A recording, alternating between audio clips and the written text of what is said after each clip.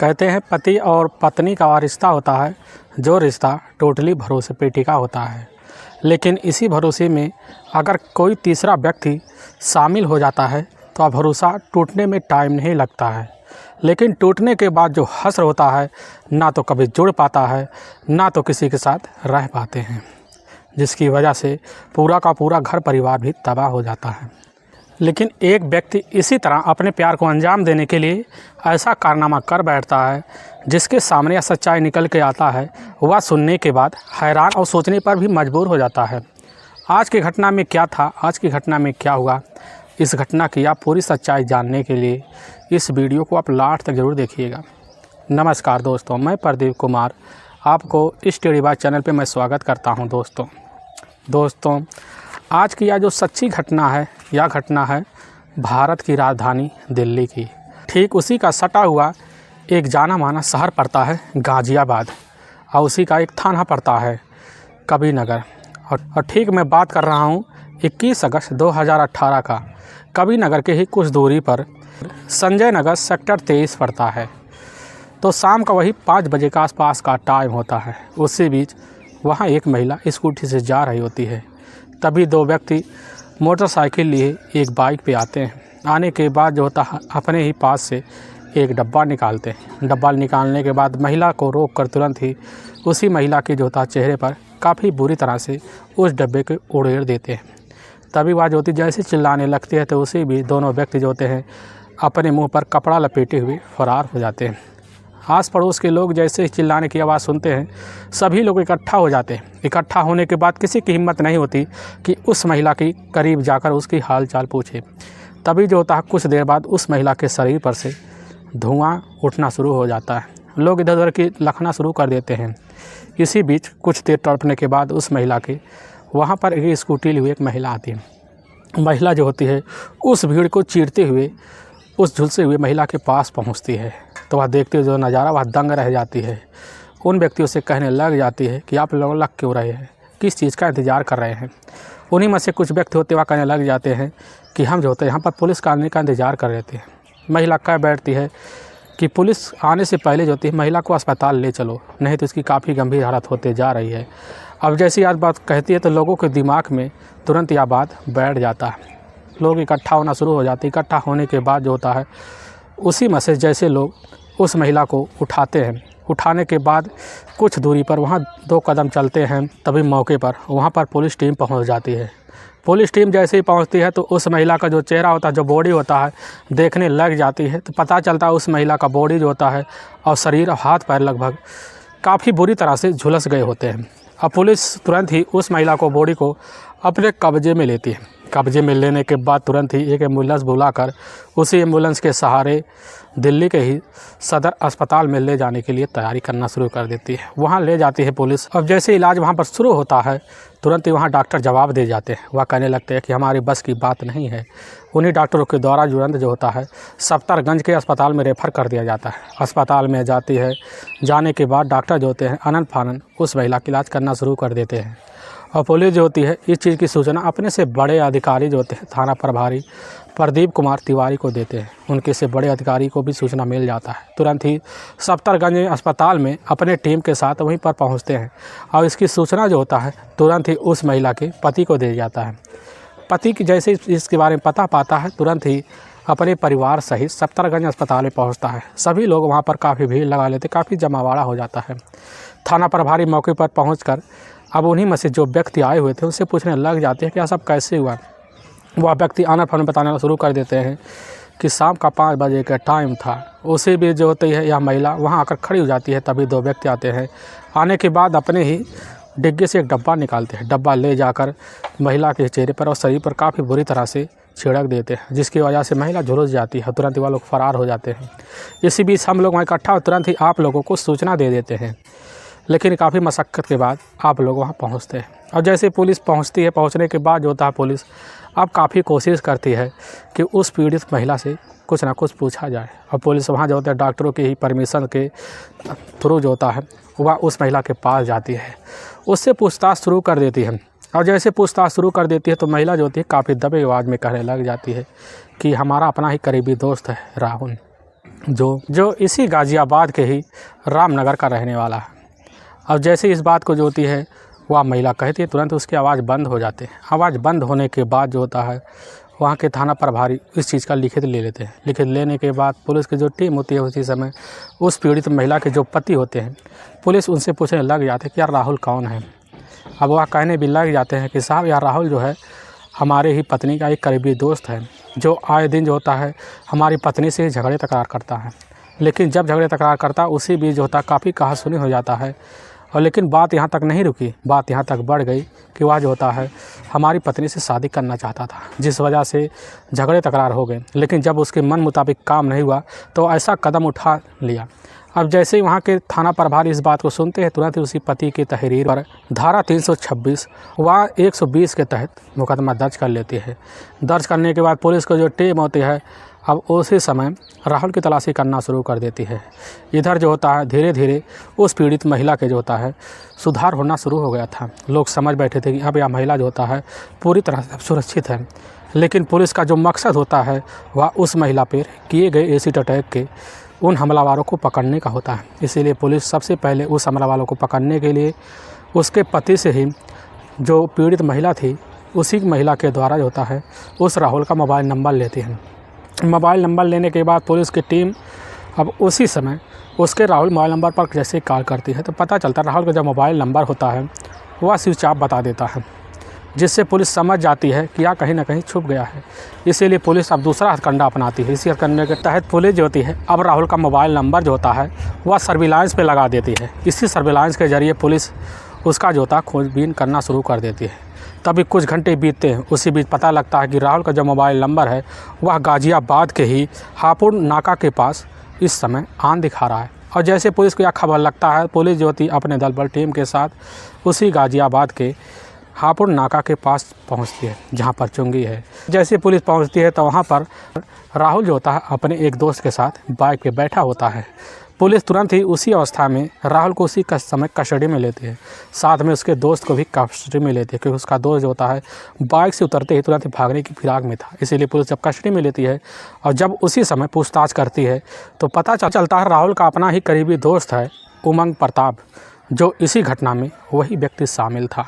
अब पुलिस जैसे ही इन दोनों को कस्टडी में लेती है, कस्टडी में लेने के बाद पुलिस थाने ले आती है।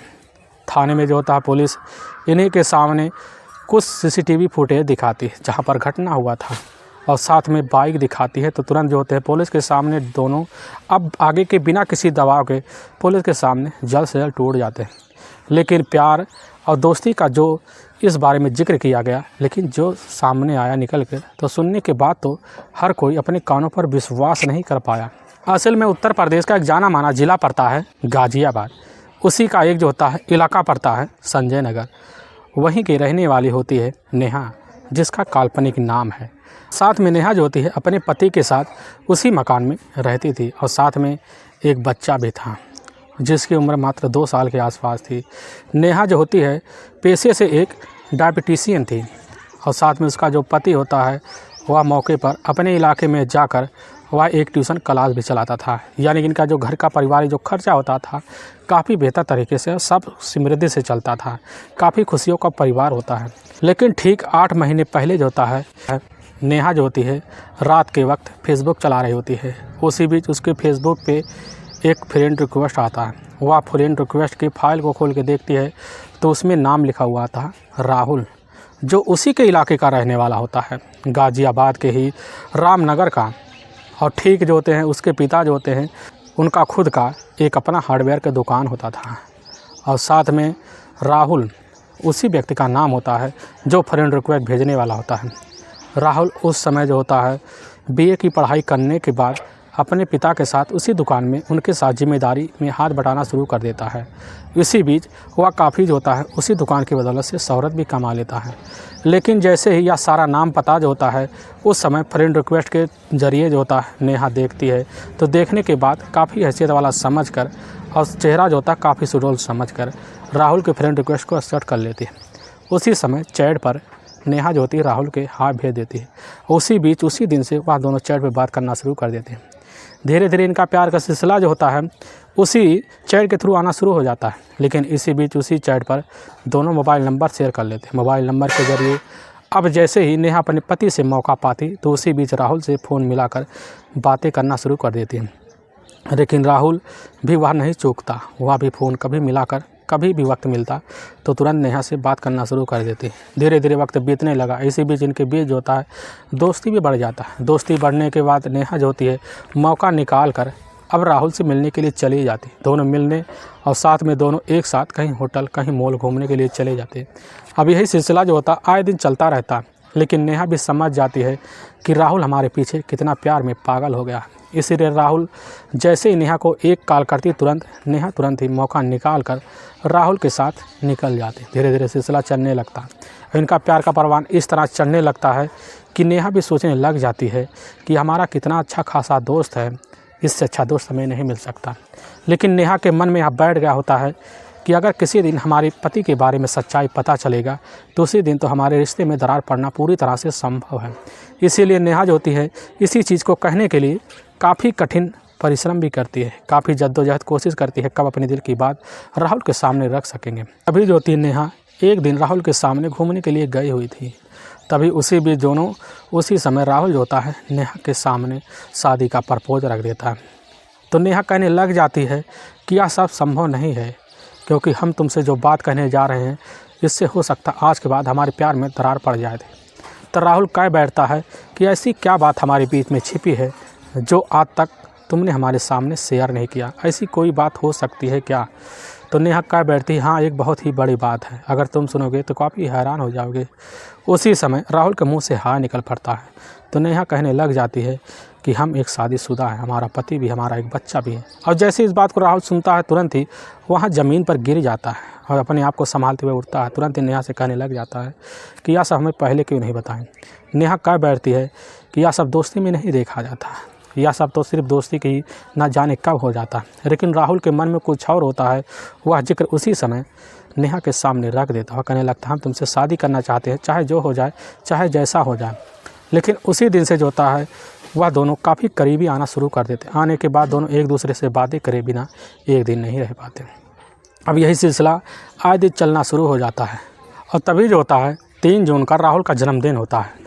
और जैसे इस बारे में नेहा को खबर लगती है तो नेहा सोचती है कि हमारे जो होता है यार का दिल जीतने के लिए ही काफ़ी अच्छा समय है। इसलिए नेहा जो होती है उसी समय एक होटल बुक करवाती है। होटल बुक करवाने के बाद राहुल किसी चीज़ की सूचना दे देती है। और राहुल जैसे खबर पाता है तुरंत ही अपने प्यार को इस तरह समझते हुए तुरंत ही उस होटल में जाने के लिए तैयार हो जाता है।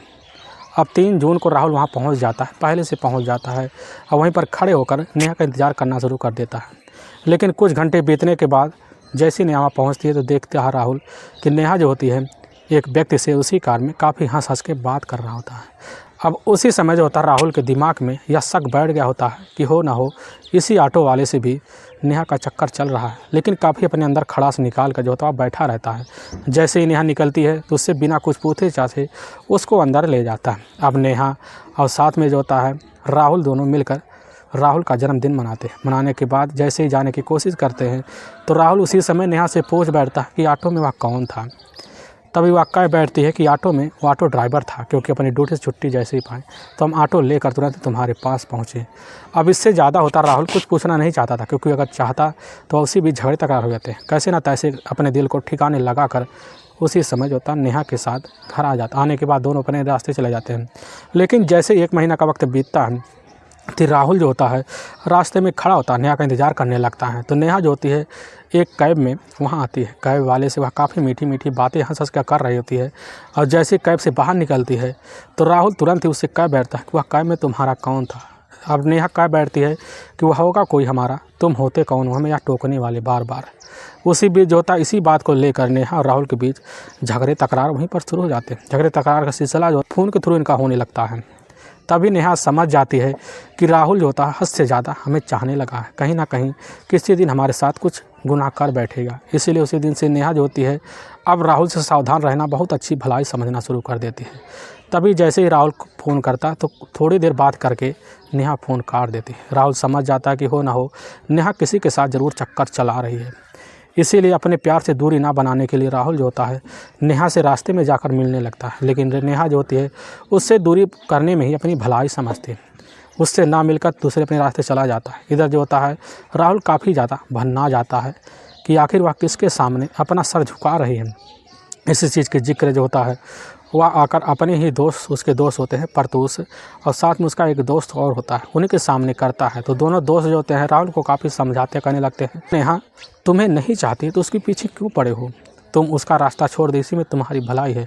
लेकिन अपने दोस्तों से कह बैठता है कि तुम हमारे दोस्त या दुश्मन हो। किसी ना किसी तरह उनके दोनों दोस्त जो होते हैं राहुल की बात मान लेते हैं। तो राहुल कह देता है एक बार हमें जो होता है नेहा के घर चलना है और उसी के सामने जो होता है दोबारा हमें शादी का प्रस्ताव रखना पड़ेगा। अगर नेहा नहीं मानती है तो उसके पति के सामने आज हम सारी पोल खोल देंगे। दोनों दोस्त होते तैयार हो जाते हैं। होने के बाद जो होता है 21 जुलाई को हुई दोस्त को लेकर राहुल जो होता है नेहा के घर पहुंचता है। और जैसे ही घर पहुंचता है तो नेहा का पति ही नेहा के ही सामने बैठा होता है और उसका बच्चा वहीं पर खेल रहा होता है। अब नेहा जैसे ही राहुल को देखती है तो उसके से लगता है पैरों तले से जमीन खिसक गई। नेहा के सामने खड़ा होकर राहुल तुरंत ही शादी के लिए दोबारा प्रपोज करने लगता है। उसी में उसका पति आ जाता, वह कहने लगता है नेहा से यह कौन है। नेहा अपने आप को बचाते हुए अपने पति से कह बैठती है तो सिर्फ हमारा एक करीबी दोस्त है, लेकिन हमारे पीछे हाथ धोकर पीछे पड़ गया है कि तुम हमारे प्रेम का, हम तुमसे शादी करना चाहते हैं। अब जैसे इस बात को वह पति सुनता है तुरंत ही राहुल के ऊपर भन्ना जाता है। वह कहने लगता है आज के बाद हमारी पत्नी के अगर रास्ते में आओगे तो तुम्हारे लिए अच्छा नहीं होगा, इससे बढ़िया हमारी पत्नी का रास्ता छोड़ दो।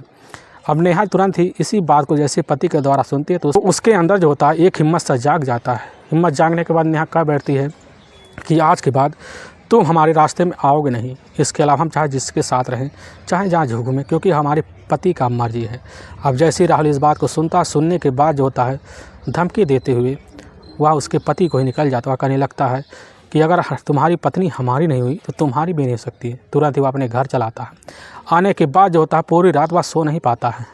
लगभग कुछ दिन गुजर जाते हैं। इसी बीच राहुल का ही एक अपना करीबी, काफ़ी अच्छा सा उसके ही इलाके का रहने वाला दोस्त होता है उमंग प्रताप है। गाज़ियाबाद के ही शास्त्री नगर में मौके पर एक कमरा किराए पर लेकर रहता था, लेकिन BSc पास करने के बाद जो होता है SSC की वह तैयारी भी कर रहा होता है। इसी बीच जो होता है राहुल उमंग का जो होता है काफ़ी पैसों की मदद कर चुका होता है, जिस वजह से उमंग का जो होता है राहुल का काफ़ी एहसानमंद होता है। इसलिए जैसे राहुल ने उमंग के सामने उसे जो होता है नेहा की बात रखी तो पहले तो जो होता है उमंग राहुल को काफ़ी समझाता है, लेकिन राहुल जो होता है उमंग की बात ना मानकर अपनी बात पे अड़ जाता है। वह कहने लगता है कि अगर नेहा हमारी नहीं हो सकती वह किसी की नहीं हो सकती, क्योंकि नेहा को अपने चेहरे पर काफ़ी ज़्यादा घमंड है, इसीलिए हम उसके पूरे चेहरे को ही बिगाड़ना चाहते हैं। अब जैसे इस बात को वह सुनता है उमंग तुरंत ही राहुल का साथ देने के लिए तैयार हो जाता है।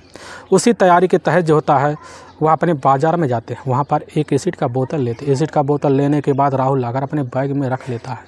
राहुल को यहाँ पहले से पता होता है कि नेहा कब जो होता है अपने बच्चों को ट्यूशन के लिए छोड़ने के लिए जाती है और कब आती है, इसीलिए वह समय का इंतज़ार करता है। तभी 21 अगस्त 2018 का दिन होता है, वही लगभग शाम का टाइम होता है। जैसे नेहा जो होती है अपने बच्चे को ट्यूशन छोड़ के वह आने लगती है तो उसी बीच जो होता है प्लान के तहत राहुल अपने दोस्त उमंग को लेकर वहां जाकर पहले एक शराब के ठेके पर दोनों मिलकर शराब पीने के बाद अब जो होता है P ब्लॉक पे आके चौराहे पर उमंग और राहुल दोनों खड़े हो जाते हैं और वहां से नेहा का इंतज़ार करते हैं। कुछ वक्त बाद नेहा जो होती है लगभग 5 बजे के आसपास जो होती है अपनी स्कूटी लेकर वहाँ से गुजर रही होती है। इसी बीच राहुल जाता है दोबारा वहीं पर कहने लग जाता है कि तुम हमसे शादी कर लो। नेहा उसी समय काफ़ी घमंडी से गुस्से में आकर उससे तू तड़ा कर बैठती, इसीलिए तुरंत जो होता राहुल अपने ही डिग्गी में से वही जो होता एसिड का बोतल निकालता है। निकालने के बाद नेहा के पूरे जो होता है चेहरे को पूरी तरह वही एसिड डाल देता है। डालने के बाद समझ जाता है कि नेहा का चेहरा पूरी तरह से बिगड़ गया है। तुरंत जो होते हैं अब उसी समय राहुल और उमंग दोनों अपने चेहरे पर गमछा ढक के वहीं से फरार हो जाते हैं। आस पड़ोस के लोग जुटते हैं। उसी में से एक महिला होती है जो गाज़ियाबाद के ही रहने वाली होती है, उमा। वह जैसे इस बात को सुनती है और उस अपने सामने हादसा देखने के बाद उस महिला को तुरंत ही अस्पताल के लिए रेफ़र करवाती है। उसी के बदला जो होता है आज नेहा पूरी तरह से सेफ हो पाई है। क्यों में दोस्तों पुलिस के सामने जैसे ऐसा सच्चाई होता है राहुल और उमंग प्रताप के जरिए आता है। इसी बिना पुलिस की जो टीम होती है उसी समय जाकर अब जो होता है राहुल के ही उसी बाइक को और साथ में बोतल को कस्टडी में लेती है। कस्टडी में लेने के बाद इन दोनों पर काफ़ी गंभीर धारा मुकदमा दर्ज करके ले जाकर इन दोनों को लंबी सज़ा के लिए जेल में डाल देती है। दोस्तों, हमें इस घटना का सुनाने का उद्देश्य किसी को परेशान करना नहीं है और ना ही किसी को दिल को ठेस पहुंचाना है, बल्कि आपको यह बताना है कि आप जहां भी रहें आप सावधान और सतर्क जरूर रहें। दोस्तों, अगर आपको यह वीडियो पसंद आ रहा है तो इस वीडियो को आप ज़्यादा से ज़्यादा शेयर और सब्सक्राइब जरूर करें।